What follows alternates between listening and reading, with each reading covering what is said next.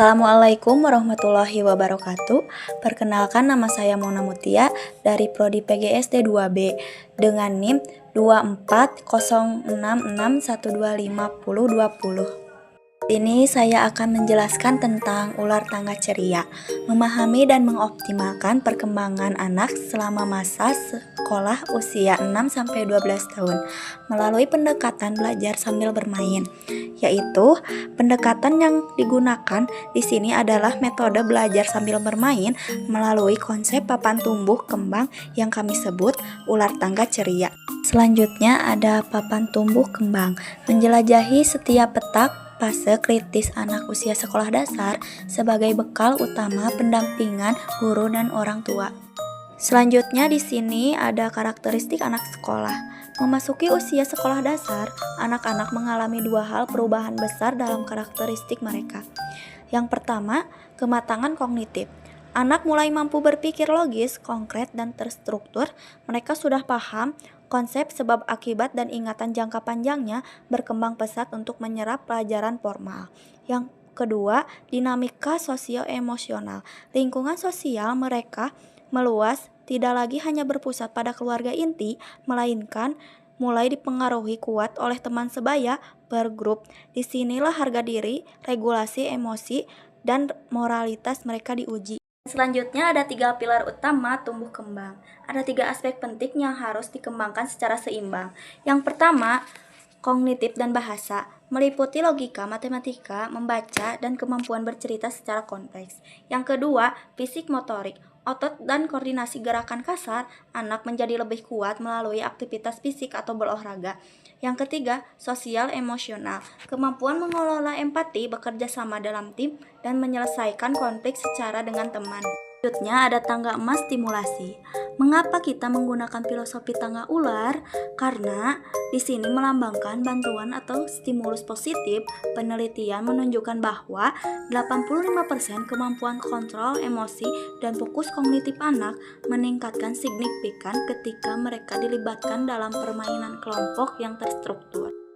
Dan selanjutnya ada ular penghambat tumbuh kembang. Sebaliknya, ular menggambarkan hal-hal yang menghambat atau menurunkan tumbuh kembang anak, yaitu terbagi menjadi 2. Yang pertama, stres akademis. Ekspektasi nilai atau beban belajar yang berlebihan justru menurunkan motivasi belajar anak. Yang kedua, kecemasan sosial. Ketakutan ditolak oleh kelompok teman dapat membuat anak tidak percaya diri dan menghambat perkembangan empatinya. Selanjutnya ada milestones perkembangan usia 6-12 tahun. Kita bisa membagi perkembangan anak menjadi 2 fase. Fase yang pertama, kelas rendah. Usia 6-8 tahun secara kognitif masih berpikir konkret. Dalam bersosialisasi, mereka bermain bersama namun masih butuh arahan guru atau orang tua. Gerakan fisiknya berfokus pada koordinasi dasar seperti melompat atau menangkap bola. Fase yang kedua, kelas tinggi. Usia 9-12 tahun sudah mulai masuk ke fase penalaran abstrak dasar. Secara sosial, loyalitas mereka kepada geng atau kelompok teman yang sangat tinggi dan mereka menambahkan kemandirian otonomi. Fisik mereka juga semakin kuat sebagai transisi menuju pubertas. Selanjutnya, ada metode belajar terstruktur. Bermain adalah bentuk penelitian yang tinggi bagi anak. Lewat dadu, tangga, dan rintangan, mereka sedang menyusun fondasi kehidupan masa depan. Selanjutnya, ada keseimbangan waktu ideal anak. Agar anak tidak mengalami kejenuhan berpikir, kita perlu membagi waktu harian secara ideal, terbagi menjadi 4. Yang pertama, 35% belajar akademisi terbimbing. Yang kedua, 35% bermain aktif dan bersosialisasi. Yang ketiga, 25% istirahat dan tidur yang berkualitas. Yang keempat, 10% untuk menyalurkan hobi dan seni. Porsi bermain interaktif ini terbukti menjaga kebahagiaan psikologis anak selama masa di sekolah. Dan selanjutnya, langkah fase sekolah dasar. Secara garis besar, perjalanan anak di sekolah dasar terbagi dalam 4 fase penting.